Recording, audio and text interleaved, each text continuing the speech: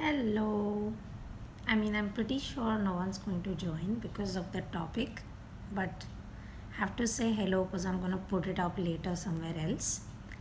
So, yeah, we're going to talk about Japanese art and how you can literally see the shift in culture happen on different sort of reiterations of the mountain that is referred to as Mount Fuji. In Japan, he is referred to as Fuji-san, like a family member, to be very honest.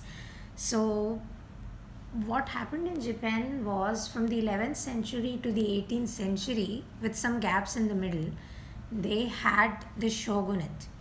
And towards the very end of the shogunate, of course, the shogunate involved a lot of, let's say, periods of stability because they used brute force to get people to do things. Uh, it also came with what is referred to as sakoku, or like a very strict no foreigners or gaijins allowed, or ihojins. Back then it was referred to as ihojins. So because of this, there was the Boshin War, which was fought in the 18th centuries, 1860s, somewhere around that.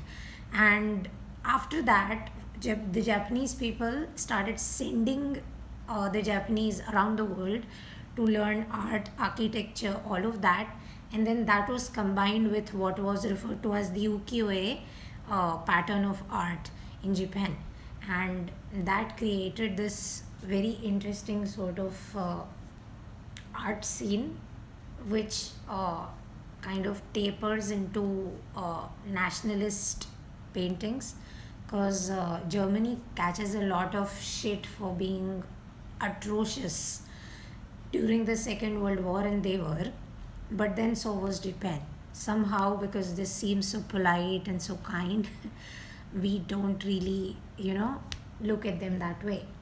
So, yeah, I've got seven uh, prints, and they are from the Sannomuru Shozakan, which is the east wing of the Imperial Palace of Kokyo. So, this is essentially the first painting, which is of, again, this is Mount Fuji, and this is, as you can see little boats and stuff like that. Now this is not actually what Japanese art technically looks like. Okay, the Japanese art looks something like this is what original Japanese art used to be about. But then, as I said, because of the abolishment of the shakoku, or the strict ban on foreigners kind of coming into Japan, which was lifted, uh, Japanese people went to Europe and the United States, and you can see it in this painting. This is basically the Taganora port town, and this was a scene from 1892. You can literally see the French Impressionism in this print, right? It's pretty visible, I think. The uh, the, you could say, style of some very popular uh, European landscape artists is extremely visible in what is ideally supposed to be Japanese painting. So yeah, Japan, as I said, had the ukiyo-e painting style, where you saw very light colors, generally primary colors, on folding screens or on calligraphy sheets, not really like a painting on a canvas types thing. So yeah, this is pretty significant because this painting was gifted to the castle, to the palace, and to this date, it's still there. So if you go to the Sanamaru Shozakan, you can actually see it. Then you have something similar, which is again Mount Fuji, but from a different angle. So the painting before was, was of a port town. This is from the village side of things. And why this painting is pretty significant is because unfortunately there was like a very devastating earthquake in Kanto, which was immediately followed by like a tsunami. So the amount of destruction and devastation that happened on account of that was, yeah. So a lot of art was destroyed, a lot of nature was destroyed, a lot of morale was technically destroyed. Now, you can do a lot of things when people are in high spirits, but when their morale is completely broken, cause again, earthquake plus tsunami. And this is when rescue protocols were in this quake and they weren't so robust, right? So, anyway, this is a Mount Fuji in the Morning Glow painting by A. Sakuwara, and it is extremely rare because, as I said, the earthquake happened in 1923, and this painting came before that. So, that is why this painting is particularly rare, so to speak. And it shows you the Asaware Yuki phenomena types thing.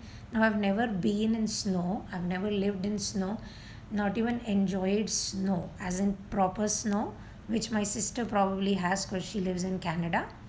But when snow falls for the first time, and not as a storm, but like an actual coming of winter type snow, you'll see very soft, powdery types, adorable thingies fall from the sky. So that is what Asaware Yuki refers to, which is the snow on a fine morning, generally on a mountain. So if you're in some hill station, what you're going to see is at night when you sleep, the hill doesn't have snow, but then in the morning when you wake up, it's going to be capped with snow or something.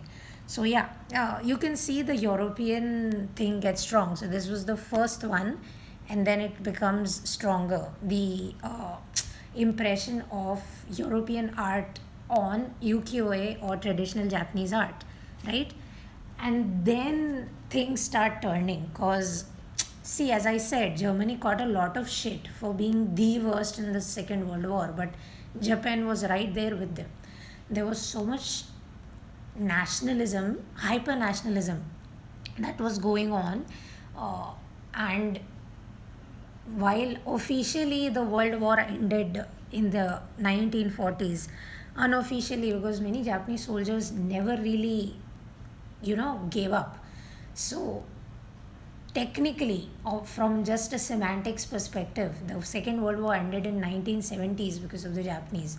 So they were very nationalistic. They wanted the glory of Imperial Japan to come back, Meiji Restoration essentially to happen once more.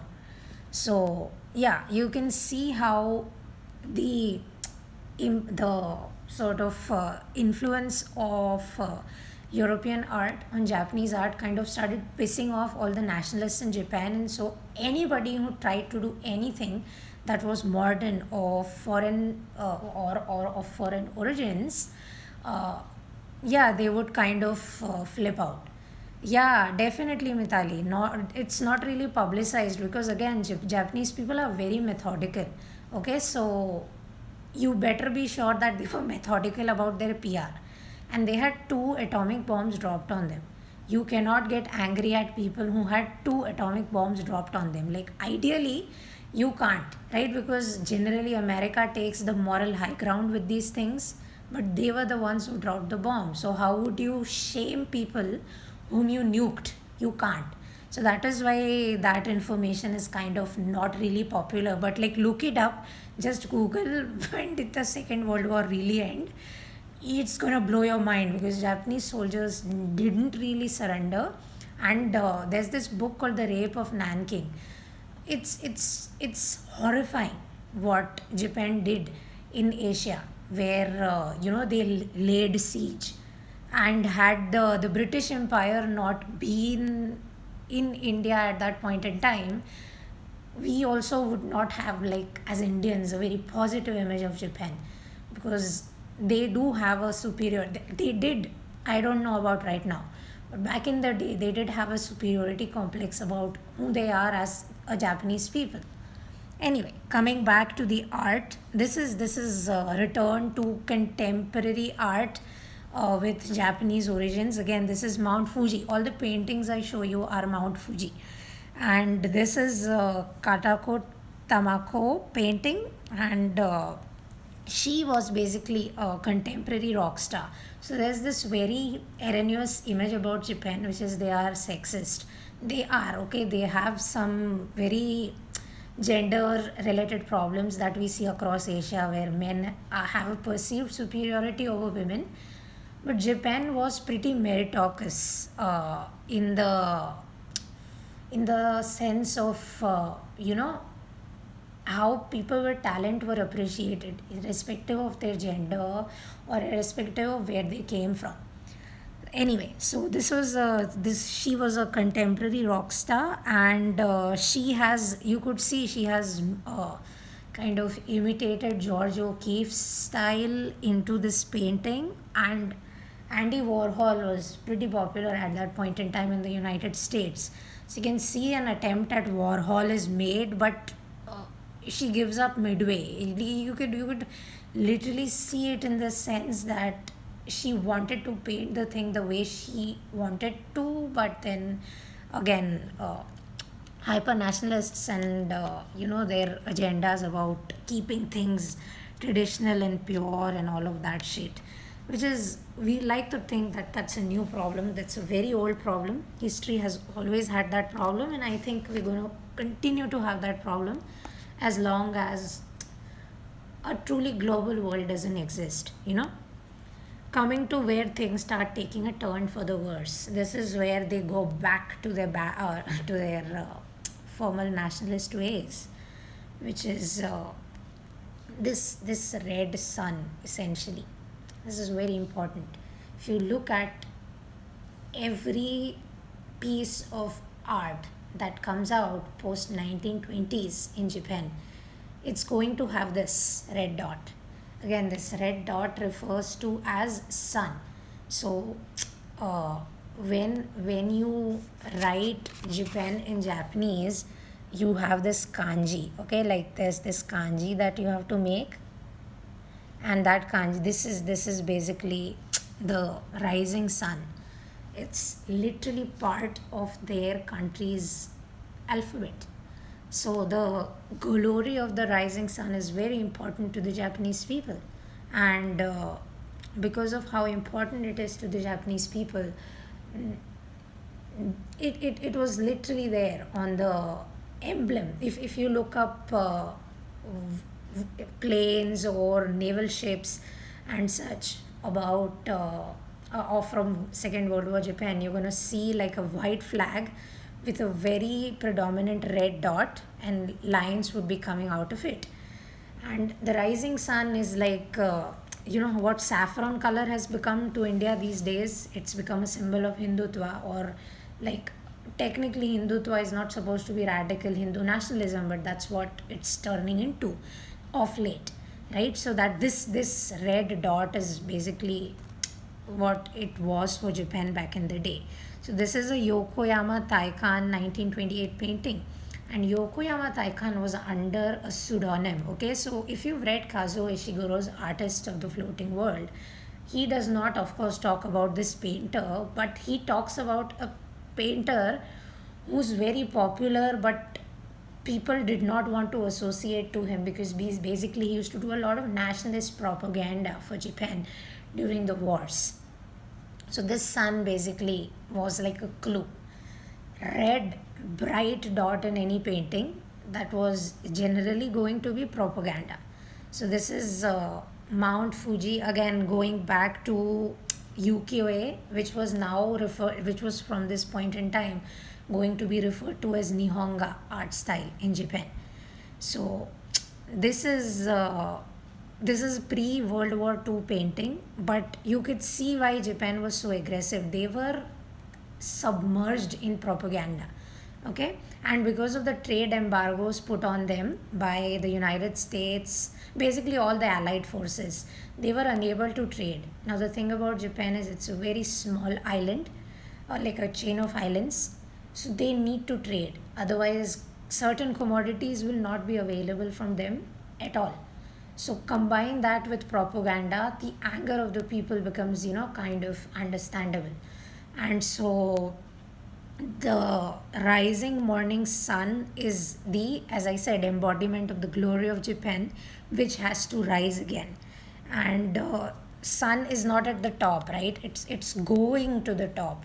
So, as I said, propaganda. Depending on the position, it's very trippy. If you look at how their art kind of denotes these things, the rising red morning sun was like the glory of Japan, Nihon as it is referred to in at this point in time. Uh, and this artist, as I said, was under a pseudonym, and once his nationalism was established, he toured around the world, including Calcutta. He came to Calcutta or Kolkata, and uh, basically he is referred to as a yoga painter, and he embodied a lot of different art styles into his painting, but the nationalist sentiment, yeah, that remains no matter what. Then we have this, which is like a tea garden type situation. This is the town of Shizuka, not the character from Doraemon, the actual town. And this is a tea garden in the countryside. So, just like how European artists have Monet or all this very intricate nature and garden painters, basically. I hate how I call Monet that, but that's what Monet was. Let's be honest. This is what, or Yamatoe was what that was for, for Japan. So, this is a Yamatoe style painting, and now any sort of impressionism, as in you get influenced by an art style that is not Japanese and you make it, you will be boycotted or you will be forcefully put in the army or like the navy, right? And nobody wanted that. Nobody wanted, like, artists don't want to become soldiers, right? Because they become artists for a reason. So, yeah, this is when only traditional Japanese art was allowed, nothing else. And this is at the throes of the Second World War, where art wasn't really on the mind of people for obvious reasons, because you literally being kamikaze, you're not going to worry about making cute paintings. This painting was specifically made to commiserate the young prince that was born, like that, who was 8 years old or something. Don't really recall, don't really care. Then you have how traditional Japanese paintings were originally made, right? These were screen partitions, right? So uh, essentially, this is Japanese symbolism at its peak. You will see very cool mountain, Fujisan, as I said. Fujisan is a symbol of prosperity. This is where Amaterasu, their sun goddess, goes when she's exiled. It's a very holy place. It's a place where myths and legends and stuff like that are formed. So this is the holy place. This is lush greenery, pine trees, I think, not really sure. And then you have very turbulent wind flowing from the side. So obviously, from a phenomena of nature, we know how the Himalayas play a major role in why Indian weather is Indian weather, right? They allow for certain wind systems to develop and certain wind systems to not enter India, which makes it not so inhospitable to live in the country. Similarly, Mount Fuji does the same for Japan, right? So, from a weather system perspective, this is pretty cool. But from a symbolism perspective as well, this is amazing because, as I said, this is at the throes of the Second World War, and there are not many artists left. Most of them are serving in the army or the navy or the air force, and whoever's left was helping out as much as they could while being in the country, right? So you have lush greenery, people trying to restore Japan, and you have chaotic wind signifying change. Because no matter what happens at the end of the Second World War, people knew, Japanese and otherwise, that the world has changed forever, right? So whether this wind brings a lot of rain, a lot of storm, a lot of prosperity, a lot of despair, Nobody knew. Of course, we now know for Japan that was a lot of despair that came in with the nukes, right? No doubt about that. But yeah, this is Japanese symbolism at its best. And then lastly, you have this is the tip of the mountain. Uh, it's a 1976 painting which shows you the Nihonga painting style. It's very calm, very zen, very very sort of non-controversial, because they had so many controversies. This is again, as I said, World War II is over. They are attempting to rebuild. The Japanese bubble economy is just starting to strengthen up again. Japanese bubble economy is a very fascinating phenomena because Japan saw crazy periods of prosperity, and then the bubble burst, and since then they haven't been able to recover, right? But still, and this is where that art style comes from. They have no tension, everybody has a lot of money. uh, they have some guilt from the war, but because of the atomic bombs they are like, yeah, we were the victims, don't get mad at us type mind space. And so this is the kind of paintings they came up with, and that's it. We're done. Have a good day. Thank you for joining me.